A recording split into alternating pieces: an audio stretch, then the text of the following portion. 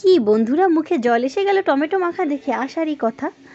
নমস্কার বন্ধুরা, কেমন আছে সবাই? ভালো আছে নিশ্চয়ই। বন্ধুরা, আজ আমি তোমাদের সঙ্গে কাঁচা টমেটো মাখা শেয়ার করব।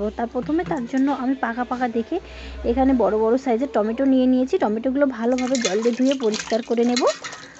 তারপরে টমেটোগুলো আমি কেটে নিয়ে কাঁচা লঙ্কা, শুকনো লঙ্কা, লবণ দিয়ে মেখে নেব। লবণ, শুকনো লঙ্কা, কাঁচা লঙ্কা ভালোভাবে মেখে নেব আগে, তারপর টমেটোর সঙ্গে মিশিয়ে নেব। বাস, তারপর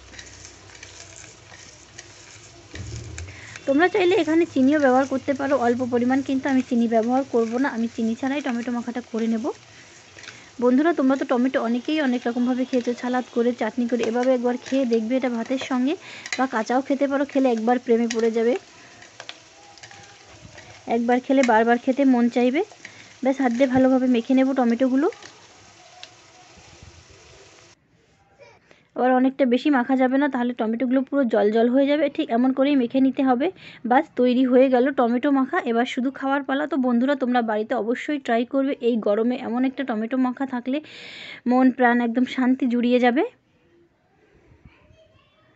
তো বন্ধুরা, আজ এই পর্যন্তই। তোমরা খুব ভালো থেকো। আর আমার ভিডিওগুলো যদি তোমাদের ভালো লাগে, তাহলে আমার চ্যানেলটি সাবস্ক্রাইব করে লাইক, শেয়ার, কমেন্ট করে দিও।